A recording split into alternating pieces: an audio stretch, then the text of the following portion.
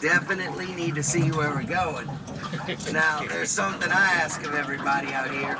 Please, y'all, let's be polite to our neighbors. And what I mean by that, a couple things. Cell phones, if you could please just try to keep them to a minimum. What happens when you're talking on a cell phone? It disturbs the person next to you, behind you, that's trying to hear what's going on. And then the other thing is, while we're stopped, if we see something off the starboard side, this side of the boat, get y'all to remain in your seats. Y'all can stand up on this side and you can see right over the top of these guys. And if we do that, vice versa, there's no seat better than the next.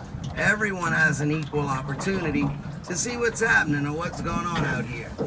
And last but certainly not least, absolutely positively the most important thing out here, besides that fun.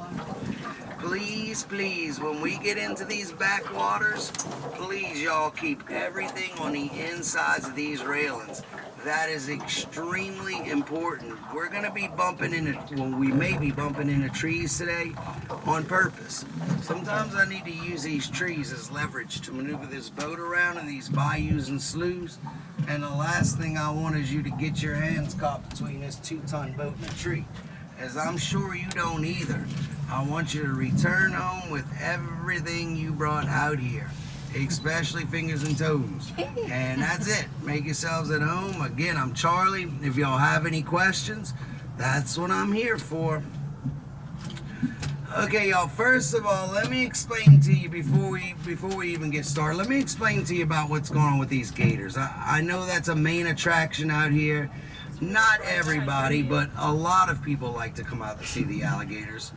For the most part, as this gentleman mentioned earlier up on the dock, I don't know if you heard him, but for the most part, yeah, alligators are in hibernation.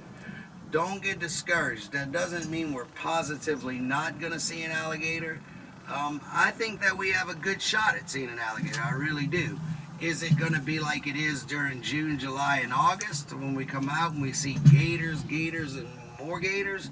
No, it's not that time of the year. In my opinion, it's a better time of the year. Different times of year we see different things. It's never the same out here.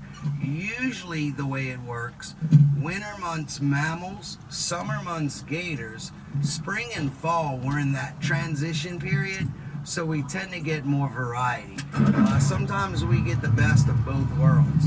I'll promise you I will do my absolute best to not just try to find you a gator today, but to try to show you as much wildlife as I possibly can. How about monster?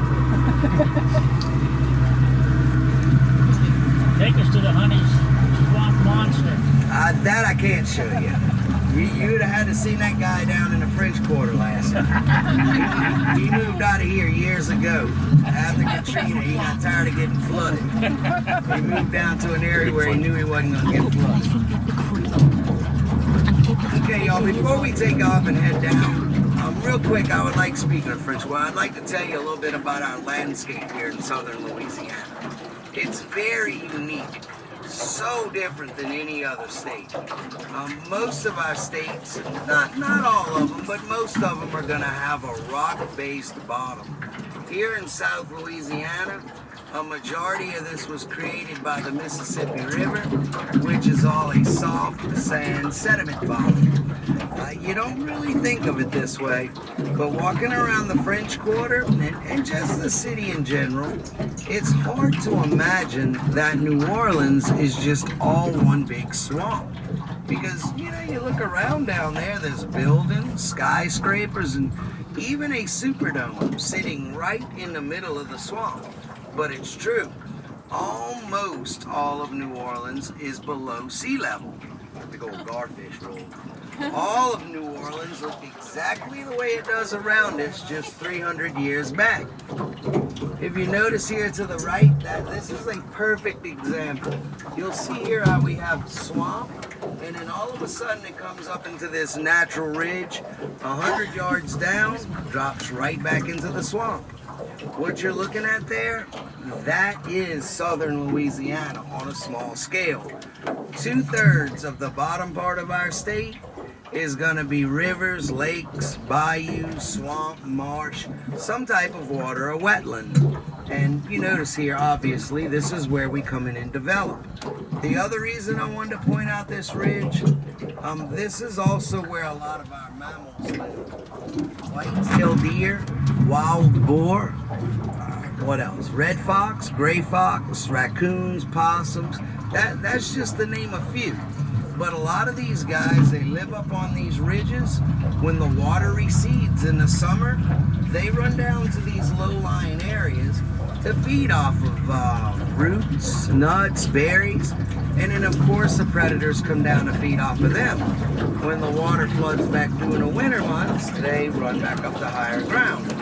You notice on the base of these trees, our watermarks, that's our level during the winter months. It's an indirect tidal effect. This river is controlled by the Rosbanet Reservoir, which is a lake 200 miles up north of Jackson. And then the main factor, of course, would be rainfall. But basically, to sum it up, the water's usually at its highest point January, February, normally going to be at its lowest point July, August. Although, due to all the rainfall we've had here over this past year, the water's a bit higher, or let me say it like this, our water table's been really out of whack here for the last couple months. It was